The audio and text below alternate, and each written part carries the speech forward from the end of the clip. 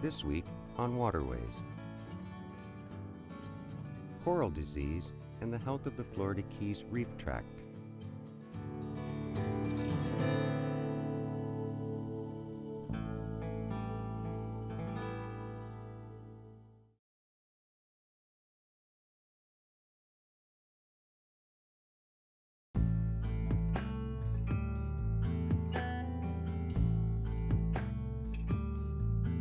Just below the surface of the turquoise waters of the Florida Keys, there live armies of small animals called coral.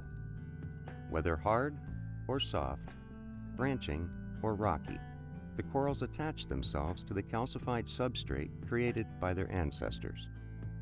Collectively, these coral colonies comprise the world's third largest bank barrier reef in the world, and the only emergent reef ecosystem found off the continental United States.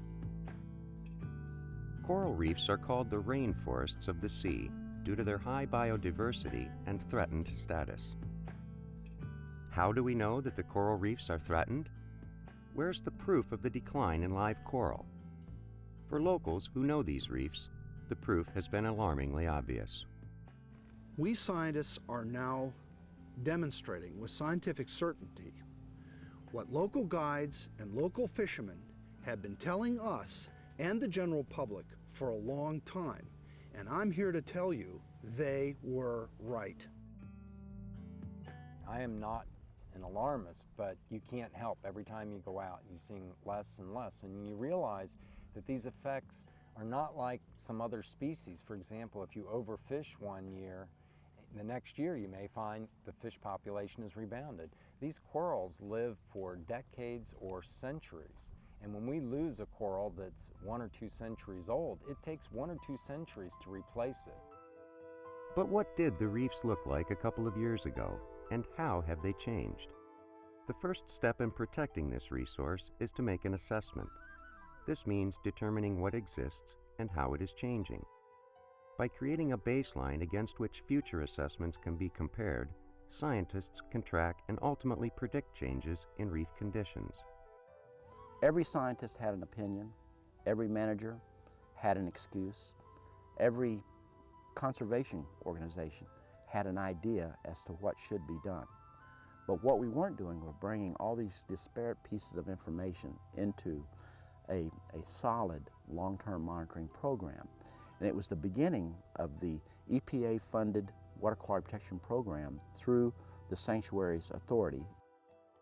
Initiated by a congressional mandate, the EPA Water Quality Protection Program first began in 1994. Understanding the impact that water quality has on the environment meant a need for understanding the health of the adjacent coral reefs. This was the context for the birth of the Coral Reef Monitoring Project.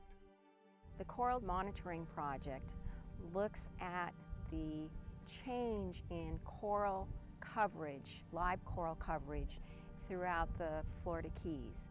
They look to see whether there is an increase, a decrease, or no change of coral composition at different locations on a yearly basis.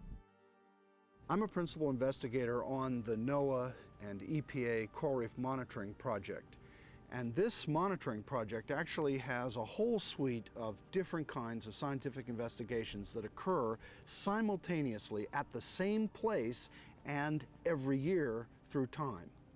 This is very important because these repeated measurements allow us to know how the reef changes. And then the scientific investigations that we undertake allow us to say why the reef is changing. In order to come up with a proper management or policy relating to the protection of these extraordinary environments, you have to have before data as well as after data.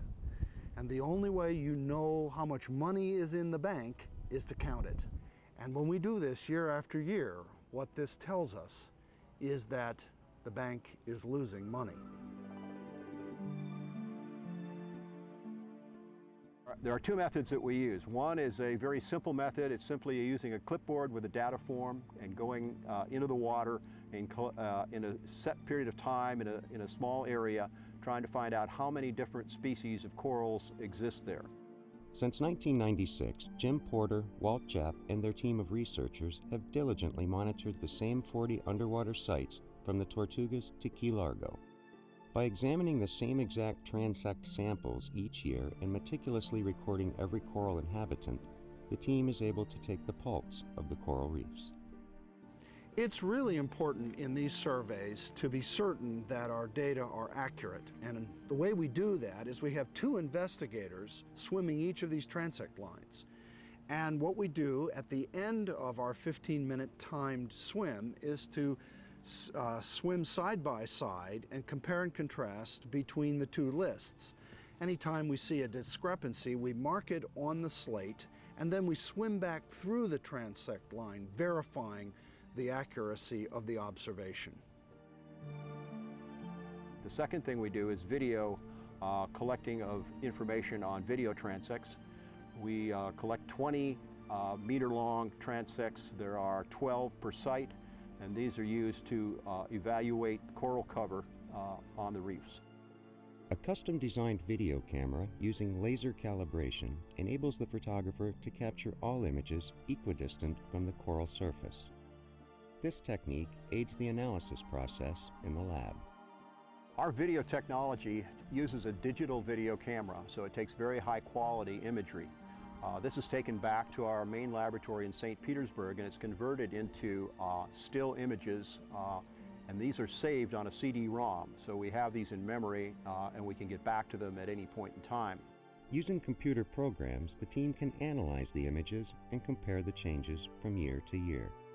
Results have shown that by and large the coral cover has decreased since 1996 on virtually all the reefs. There's a few that haven't, but most of them have. And some of this is a result of disease, some is a result of hurricanes. So we have a fairly accurate and very precise way of looking at how the coral cover changes over time, how the species diversity or the different kinds of species that live on the reef change over time. And all of these are showing a trend of general decrease over the last few years. But in 1999, things got a little more stable. We saw a decline through 99, and in 2000 and 2001, it's more about the same for those 2 years. It hasn't changed drastically or dramatically statistically. Arching southwest 220 miles from Miami to the Tortugas, the Florida Reef Tract has a variety of habitats. The most well-known areas are the striking high-relief spur and groove coral reefs. Up until the 1970s and early 80s, these areas of the Florida Keys Reef Tract had between 60 and 80% live coral coverage. By 1996, live coral only covered 11% of the high relief, and now, just 6 years later, in 2002, it's down to 7%. In the end of September of 1998, we had Hurricane George come through the area, and then we had Tropical Storm Mitch come through the area. Prior to that, we'd had the Groundhog Day storms.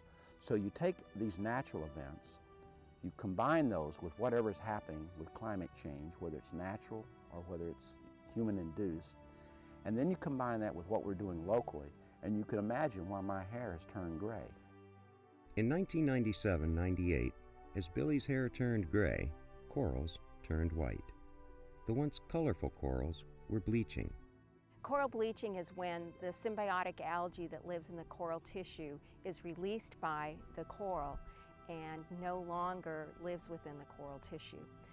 This causes the coral to lose its color or pigmentation, and it turns white. Coral bleaching usually happens when the coral is under stress in the environment relating to primarily to increased temperature and ultraviolet radiation. I see coral bleaching as kind of a signal that the coral health is declining, sort of like a fever in humans.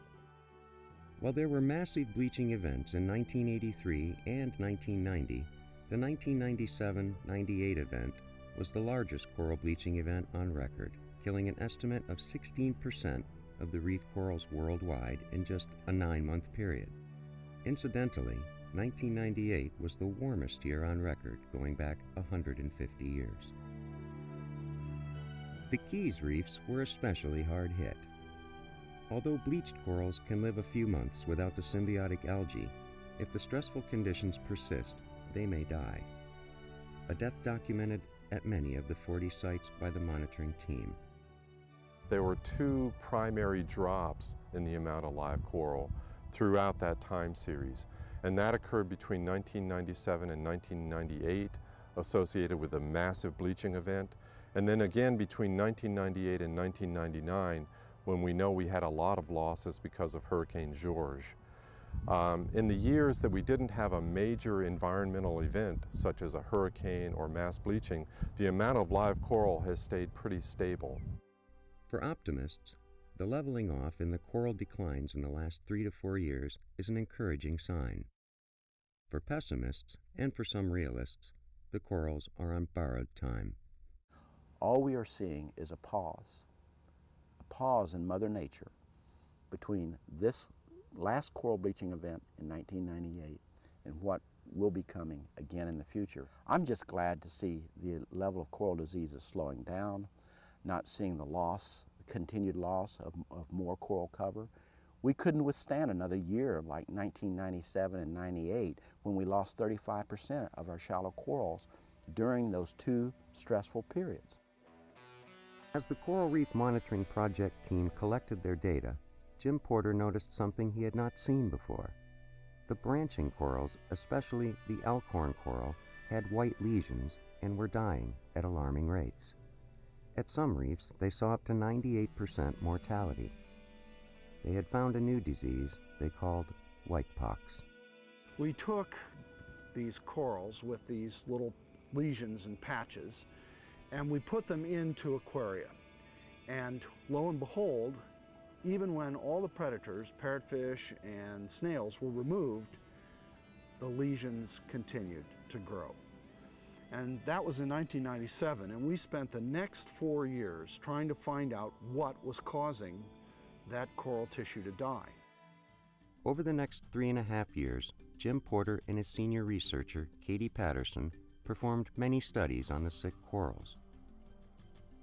Preliminary lab results showed that Serratia marcescens, a bacterium found in vertebrates' digestive tract, was the causative agent of whitepox.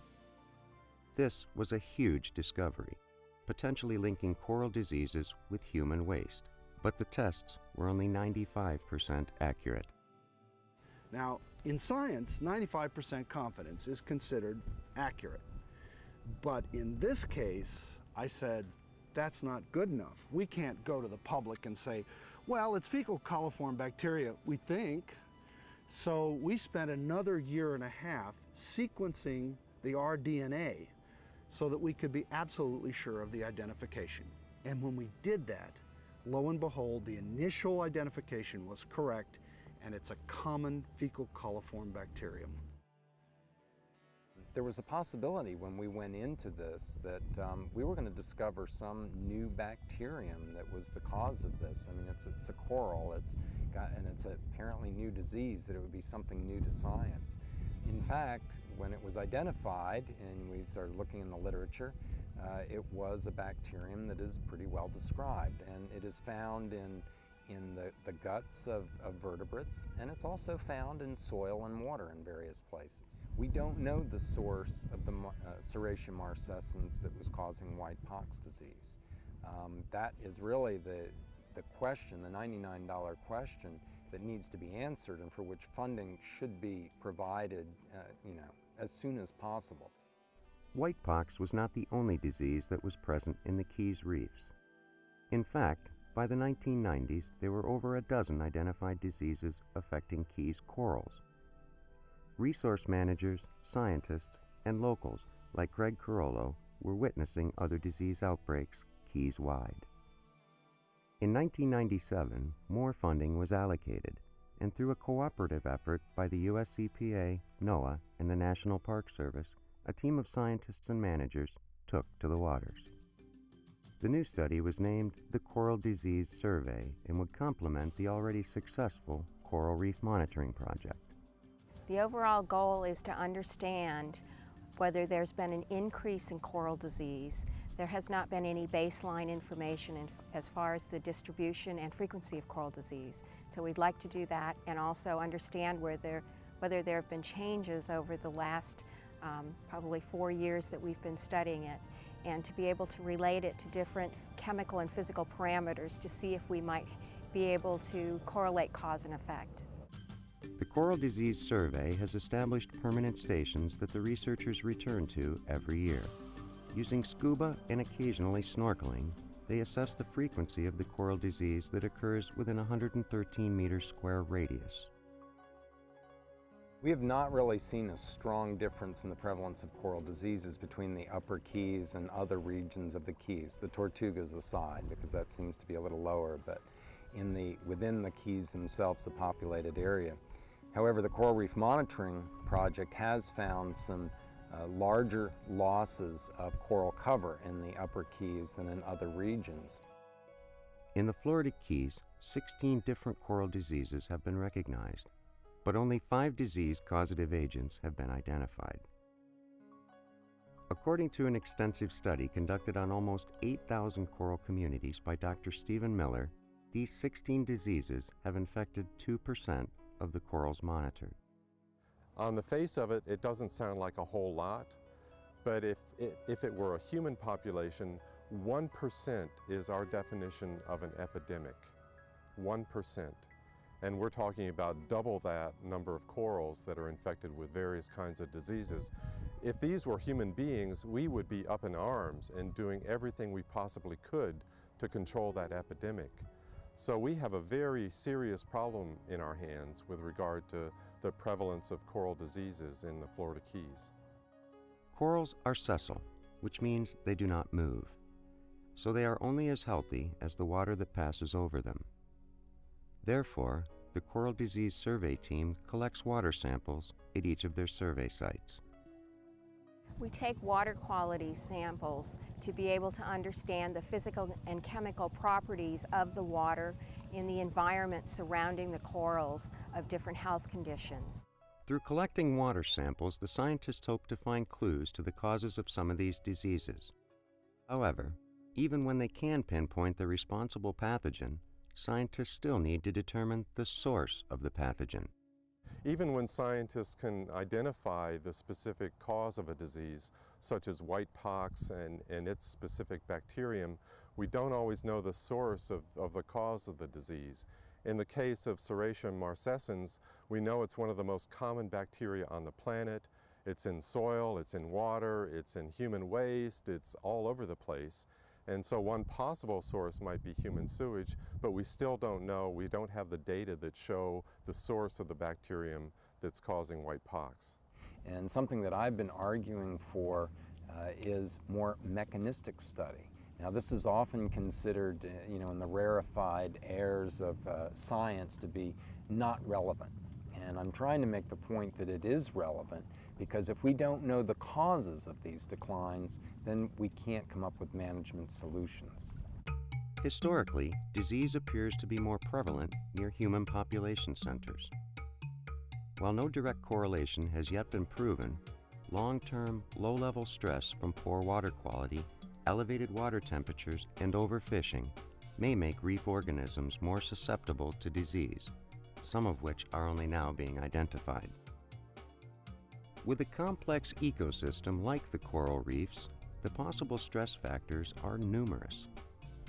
They range from local stressors like wastewater, to regional stressors like agricultural runoff, to global stressors like rising ocean temperatures. With this multi-tiered triple whammy threat, the resource managers have an unquestionably difficult task. Well, I think most reef scientists would agree that there are multiple causes of reef decline and of coral decline specifically. At a given time when you go to the reef, you may see one or the other thing being sort of the most immediate cause, but it's really broad ranging, and it can be from a local level of land use practices or visitor impacts to a regional level of pollution or agriculture to the global level. And understanding how they all interact is extremely complex and is going to require a lot more research that is integrated across these various levels. On some issues, the Florida Keys resource managers' decisions are limited to what can be changed locally.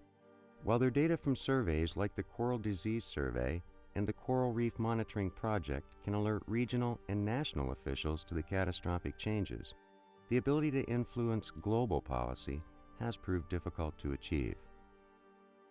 When resource managers look at reefs in other regions of the world, they see similar stresses and problems. Fortunately for these foreign reefs, recovery rates from bleaching and disease have been much higher than Keys reefs. It seems that in other reefs, strong currents prevail and there is an upwelling and high waves that flush the reefs with clean, cool water. However, changing the Gulf Stream currents and water circulation is probably not the answer. We need people working at the local level to reduce all the local stresses. That's why it's so important for us to deal with the water quality, quantity, timing, and distribution coming out of the South Florida ecosystem, why we should be concerned about what's coming down the Mississippi River, why we need to be talking to farmers in Middle America about their contribution to pollution in the Mississippi River. And that's why we need to be working with our colleagues all around the Caribbean Basin, recognizing that we're the downstream end of what's happening off of Belize or Mexico, Cuba, and other areas. As our resource managers try to influence upstream communities, and as reputable scientists take steps toward understanding coral immunology, it is important that every single person contributes. Now, all of us know that improving how we treat wastewater is going to be expensive. But if you want paradise, you may have to take care of it to get it. Do coral reefs in the Florida Keys have a future? Will these colonies, some of which have existed for thousands of years, suddenly be gone? Will our grandchildren see live coral in the Keys? There is hope. Nature has a way of restoring itself, but right now nature needs to have us humans leave it alone. We need the natural conditions that favor the growth of these reefs in the first place to return to the Florida Keys. With great effort and resilience, scientists believe it is possible to reverse the trend of reef degradation. Globally, strict air pollution standards must be adopted, carbon dioxide emissions reduced, and renewable energy technologies employed to curb global warming trends. When we start getting the local, regional, and global vision, then I think we can all start getting to solutions. There are things that we can do at each one of those levels to address the demise of our coral reefs. Comprehensive coral reef protection will ultimately require proactive local steps, engaging leaders regionally and influencing policy globally. One weak link in this chain of responsibility and the corals will all soon be fossils.